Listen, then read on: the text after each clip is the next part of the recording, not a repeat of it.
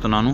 శ్రీ లలితా త్రిపుర సుందరీదేవి గురించి ఇప్పుడు తెలుసుకుందాం. శ్రీ లలితాదేవి శాక్త సంప్రదాయంలో పరమేశ్వరి పరబ్రహ్మ స్వరూపిణిగా భావించబడే మహాదేవి.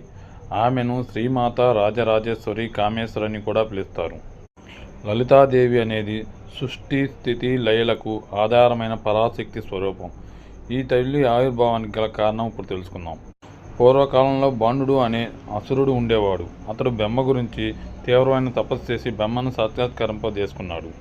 అప్పుడు బ్రహ్మను దేవతల చేత కానీ మనుషుల చేత కానీ దేవతా ఆయుధాల చేత కానీ నాకు మరణం కలగకూడదని అగ్నిపునిత అయిన స్త్రీ చేతిలో తప్ప సావులేని వరాన్ని పొందాడు. వరగర్వంతో బాండాసురుడు లోకాలని హింసిస్తూ లోకాలని భయంతో కంపింపజేశాడు. అప్పుడు దేవతలు మునులు భయపడి శివుని శరణవేడగా శివుని కోరిక మేరకు పరాశక్తి దేవతల యాగాగ్ని నుంచి కామకళా స్వరూపంగా లలితా త్రిపుర సుందరీదేవిగా అవతరించింది.